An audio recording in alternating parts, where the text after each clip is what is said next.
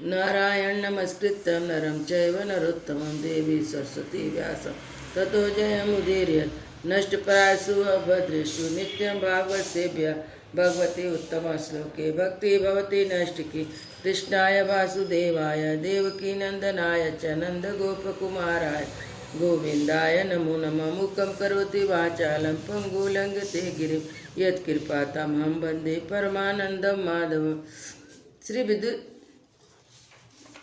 श्रीमद् भगवद गीता चतुर्स्कंद अध्याय 30। प्रचेताओं को श्री विष्णु भगवान का वरदान।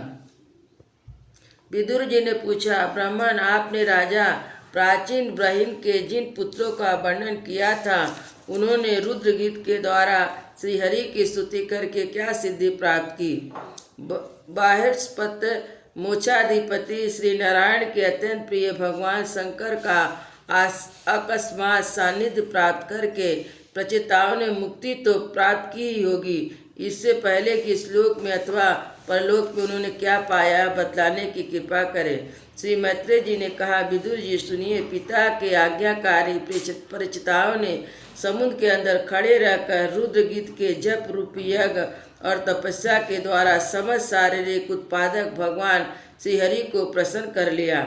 तपस्या करते करते 10,000 वर्ष बीत जाने पर पुराण पुरुषोत्तम श्री नारायण अपने मनोहर कांति द्वारा उनके तपस्या जनित क्लेश को शांत करते हुए सौम्य विग्रह से उनके सामने प्रकट हुए। गरुड़ के कंधों पर बैठे हुए भगवान ऐसे जान पड़ते मानो सुमेरु के शिखर पर कोई श्याम घटा छाई हो। उनके अंगों में मनोहर पीताम्बर, कंठ में कौस्तुभमणि सुशोभित थी। अपनी दिव्य प्रभा से वे सब दिशाओं का अंधकार दूर कर रहे थे। चमकीले सुवर्ण में आभूषणों से युक्त उनके कमनीय कपोल और मनोहर मुखमंडल की अपूर्व शोभा हो रही थी। उनके मस्तक पर झिलमिलाता हुआ मुकुट शोभायमान था। प्रभु की 8 भुजाओं में से 8 आयुध थे। देवता, मनमुनि और पार्षदगण सेवा में उपस्थित थे। गरुड़ जी किन्नरों की भांति सामय पंखों की ध्वनि से कीर्ति गान कर रहे थे। उनकी 8 लंबी लंबी स्थूल भुजाओं के बीच में लक्ष्मी जी स्पर्धा करने वाली वनमाला विराजमान थी। आदि पुरुष नारायण ने इस प्रकार पधार कर अपने शरणागत प्रचेताओं की दया दृष्टि से निहारते हुए मेघ के समान गंभीर वाणी में कहा। श्री भगवान ने कहा, राजपुत्रों, तुम्हारा कल्याण हो। तुम सब में परस्पर बड़ा प्रेम और स्नेहवश तुम एक ही धर्म का पालन कर रहे हो। तुम्हारे इस आदर्श उद्धार से मैं बड़ा प्रसन्न हूँ। मुझसे वर मांगो। जो पुरुष सायंकाल के समय प्रतिदिन तुम्हारा स्मरण करेगा, उसका अपने भाइयों में अपने ही समान प्रेम होगा। समस्त जीवों के प्रति मृत्ता का भाव हो जाएगा। जो लोग सायंकाल प्रातःकाल एकाचित से रुद्र गीत द्वारा मेरी स्तुति करेंगे, उनको मैं अभिष्ट वर प्रदान करूँगा और शुद्ध बुद्धि प्रदान करूँगा। तुम लोगों ने बड़ी प्रसन्नता से अपने पिता की आज्ञा का श्रीधार किया। ऐसे तुम्हारी कमनीय कीर्ति समस्त लोगों में फैल जाएगी। तुम्हारे एक बड़ा ही विख्यात पुत्र होगा। वह गुणों में से किसी प्रकार ब्रह्मा जी से कम नहीं होगा। अपनी संतान से तीनों लोगों को पूर्ण कर देगा। राजकुमार कंडू ऋषि के तपोनाश के लिए इंद्र की भेजी हुई प्रमलोभा अप्सरा से एक कमल नयनी कन्या उत्पन्न हुई थी। उसे छोड़कर वह स्वर्ग लोक पर चली गई। तब वृक्षों ने उस कन्या को लेकर पाला पोसा। जब वह भूख से व्याकुल होकर रोने लगी, तब औषधियों के राजा चंद्रमा ने दयावश उसके मुंह में अपनी अमृत वर्षित तर्जनी अंगुली दे दी। तुम्हारा पिता आजकल मेरी सेवा में लगे हुए हैं। उन्होंने तुम्हें संतान उत्पन्न करने की आज्ञा दी थी। अतः तुम शीघ्र उस देवोपय सुंदरी कन्या से विवाह कर लो। तुम सब एक ही धर्म में तत्पर हो और तुम्हारा स्वभाव भी एक है। इसलिए तुम्हारे समान धर्म और स्वभाव वाली वह सुंदरी कन्या तुम सभी की पत्नी होगी। तुम सभी में उसका समान अनुराग होगा। तुम लोग मेरी कृपा से 10 लाख दिव्य वर्षों तक पूर्ण बलवान रहकर अनेक प्रकार के पार्थिव और दिव्य भोग भोगोगे। अंत में मेरी अविचल भक्ति से हृदय का समस्त वासना रूप मल दग्ध हो जाने पर तुम इस लोक तथा परलोक के नरक तुल भोगों से उपरांत होकर मेरे धाम को जाओगे।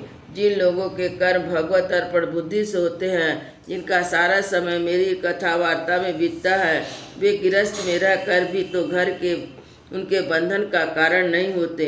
वे नित्यप्रति मेरी लीलाएं सुनते रहते हैं। इसलिए ब्रह्मवादी वक्ताओं के द्वारा मैं ज्ञान स्वरूप पर ब्रह्म उनके हृदय में नित्य नया नया सा भासता हूँ, और मुझे प्राप्त कर लेने पर जीवों का न मोह सकता, न सुख, न हर्ष। श्री मैत्रेय जी कहते हैं, भगवान के दर्शन से प्रचिताओं का रजोगुण तमोगुण मल नष्ट हो चुका था। जब उनसे सकल पुरुषार्थ के आश्रय सबके परम सूर्य हरि ने इस प्रकार कहा तो वे हाथ जोड़कर गदगद वाणी से कहने लगे। प्रचिताओं ने कहा, प्रभु आप भक्तों के क्लेश को दूर करने वाले हैं, हम आपको नमस्कार करते हैं। वेद आपके उदार गुण नामों का निरूपण करते हैं। आपका वेग मन और वाणी के वेग से भी बढ़कर है। आपका स्वरूप सभी इंद्रियों की गति से परे है। हम आपको बार बार नमस्कार करते हैं। आप अपने स्वरूप में स्थित रहने के कारण नित्य बुद्ध शांत है। मन रूपी निमित्त के कारण हमें आप में यह मिथ्या द्वैत भास रहा है। वास्तव में जगत की उत्पत्ति स्थिति लय के लिए आप माया के गुणों को स्वीकार करके ही ब्रह्मा विष्णु महादेव रूप धारण करते हैं। हम आपको नमस्कार करते हैं। आप विशुद्ध सत्व रूप हैं। आपका ज्ञान संसार बंधन को दूर कर देता है। आप इस समस्त भागवतों के प्रमुख वसुदेव नंदन भगवान श्री कृष्ण हैं। आपको नमस्कार है। आपकी नाभि से ब्रह्मांड रूप कमल प्रकट हुआ था। आपके कंठ में कमल कुसुमों की माला सुशोभित है तथा आपके चरण कमल के समान कोमल है। कमल नयन आपको नमस्कार है। आप कमल कुसुम की केसर के समान स्वच्छ पीताम्बर धारण किए हुए हैं। समस्त भूतों के आश्रय स्थान है तथा सबके साक्षी हैं। हम आपको नमस्कार करते हैं। भगवान आपका स्वरूप संपूर्ण क्लेशों की निवृत्ति करने वाला है। हम अविद्या अस्मिता राग देश क्लेश से पीड़ितों के सामने आपने इसे प्रकट किया है। इससे बढ़कर हम पर और क्या कृपा होगी। अमंगलहारी प्रभु, दीनों पर दया करने वाले, समस्त पुरुषार्थ को इतनी ही कृपा करना चाहिए कि समय समय पर उन दीन जनों के हमारे इस प्रकार स्मरण कर लिया जाए। इसी से उनके आश्रितों का चित्त शांत हो जाता है। आप तो क्षुद्र से क्षुद्र प्राणियों के ही अंतकरणों में अंतर्यामी रूप से विराजमान रहते हैं। फिर आपके उपासक हम लोग जो कामनाएं करते हैं, हमारी उन कामनाओं को आप क्यों न जान लेंगे। जगदीश्वर, आप मुझ का मार्ग दिखलाने वाले और स्वयं पुरुषार्थ स्वरूप है। आप हम पर प्रसन्न है। इससे बढ़कर हमें और क्या चाहिए। बस हमारा अभिष्ट वर तो आपकी प्रसन्नता ही है। तथापि नाथ, हम एक वर आपसे अवश्य मांगते हैं। प्रभु, आप प्रकृति आदि से परे हैं। आपकी विभूति का भी कोई अंत नहीं, इसलिए आप अनंत कहे जाते हैं। यदि भ्रमर को अनायास ही कल्प वृक्ष मिल जाए तो क्या वह किसी दूसरे वृक्ष का सेवन करेगा। तब आपकी शरण चरण की आकर अब हम क्या मांगे। हम आपसे केवल यही मांगते कि जब तक आपकी माया से मोहित होकर हम अपने कर्मानुसार संसार में भ्रमते रहें, तब तक जन्म जन्म में आपके प्रेमी भक्तों का संग प्राप्त होता रहे। हम तो भगवत भक्तों के क्षण भर के संग के समान स्वर्ग और मुझ को भी कुछ नहीं समझते। फिर मानवीय भोगों की तो बात ही क्या है। भगवत भक्तों के समाज में सदा सर्वदा भगवान की मधुर मधुर कथाएं होती रहती है, जिनके श्रवण मास से भूख तृष्णा शांत हो जाती है। वहाँ प्राणियों में किसी प्रकार का बैर विरोध या द्वेष नहीं रहता। अच्छे अच्छे कथा प्रसंगों द्वारा निष्काम भाव से सन्यासियों के एकमात्र आश्रय साक्षात श्री नारायण देवता का बार बार गुणगान होता रहता है। आपके भक्तजन तीर्थों का पवित्र करने के उद्देश्य से पृथ्वी पर पैदल विचरते रहते। भला उनका समागम संसार में भवित हुए पुरुषों को कैसे रुचिकर ना होगा। भगवान आपके प्रिय सखा भगवान शंकर के क्षण भर के समागम से आज हमें आपका साक्षात दर्शन प्राप्त हुआ है। आप जन्म मरण दुसार रोग के श्रेष्ठतम वैद्य हैं।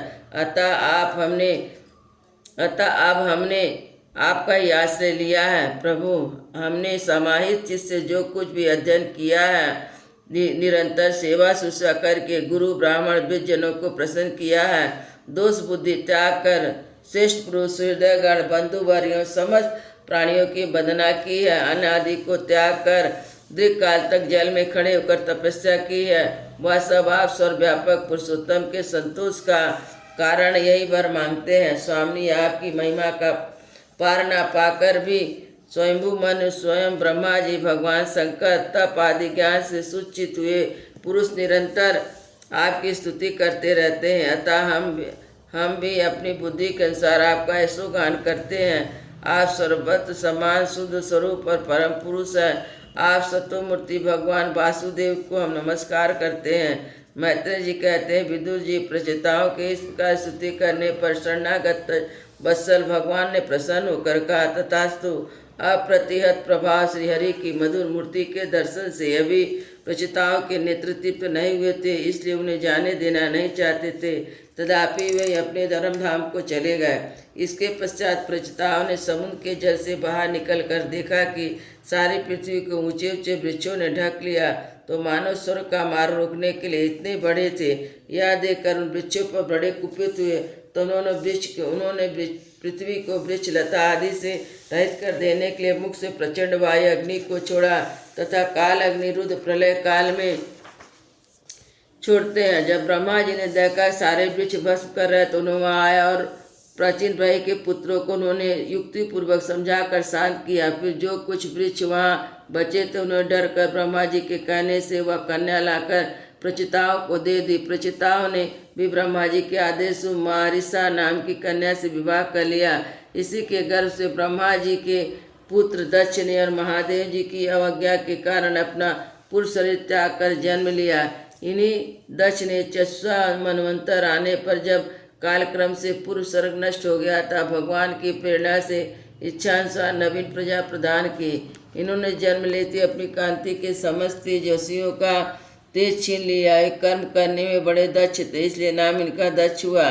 इन्होंने ब्रह्मा जी ने प्रजापति के नायक के पद पर अभिषेक कर सृष्टि की रक्षा करने के लिए नियुक्त किया। इन्होंने मारीच आदि दूसरे प्रजापति को अपने अपने कार्यों में नित्य किया। वृंदावन बिहारी लाल की जय। जय श्री राम लला की जय।